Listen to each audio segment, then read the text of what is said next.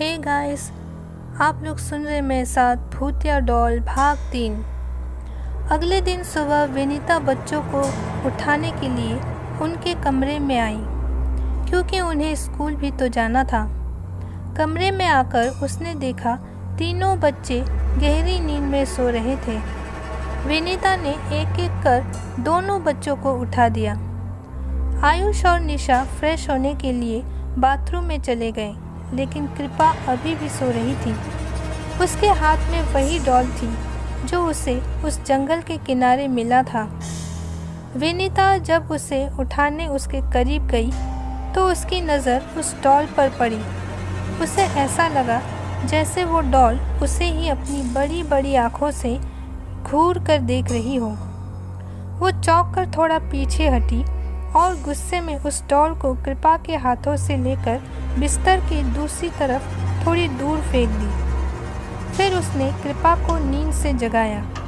कृपा अभी भी बिल्कुल नहीं उठना चाहती थी। उसे देखकर लग रहा था जैसे उसकी नींद पूरी नहीं हुई थी, जैसे किसी के रात भर जाग कर रहने से होता है। विनीता ने उसे बहुत कोशिशों के बाद उठाया और उसे भी फ्रेश होने के लिए कहा। कृपा ने फिर से उस डॉल को अपने पास रखा और उससे कहा, प्यारी डॉल, तुम यहीं रुकना, मैं अभी फ्रेश होकर आती हूँ। सारे बच्चे अब स्कूल जाने के लिए निकले तो कृपा ने उस डॉल को भी अपने स्कूल बैग में रखना शुरू कर लिया, जिसे देख विनीता ने कहा, कृपा तुम ये क्या कर रही हो?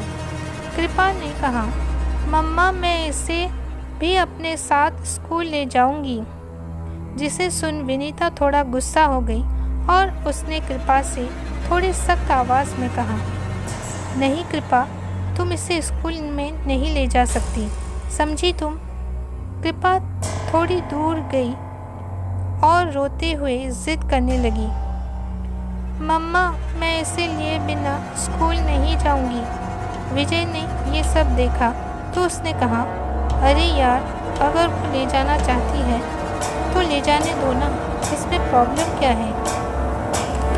वैसे भी अभी बच्ची है तो टीचर्स भी ज़्यादा कुछ नहीं कहेंगे। विनीता ने जब ये सुना तो विजय पर थोड़ा नाराज़ होते हुए कहा, विजय तुम ये क्या बोल रहे हो? स्कूल में डॉल कौन ले जाता है? और कह रही हूँ मैं तुम्हें, हर वक्त डॉल के साथ रहना अच्छी बात नहीं है। फिर सारे बच्चे स्कूल चले जाते हैं।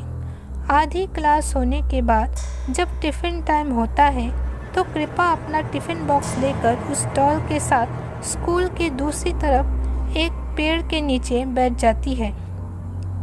उस हिस्से में बहुत कम ही बच्चे आया जाया करते थे। अब कृपा अपना टिफ़िन बॉक्स खोलती है और उसमें से टिफ़िन निकालकर खुद भी खाती है और उस डॉल को भी खिलाती है। कृपा अब खाते खाते उस डॉल से भी बातें करने लगती है और उससे कहती है, तुम फिक्र मत करो, मैं हमेशा तुम्हें अपने साथ स्कूल लेकर आऊँगी। अगर मम्मा ने मना भी किया ना तो भी, और अगर उन्होंने मुझे डांटा ना या ज़िद की तो तुम मुझे बचा लेना उनसे, ठीक है ना? तो दोस्तों, मिलते हैं भूतिया डॉल के तीसरे भाग में। Bye guys.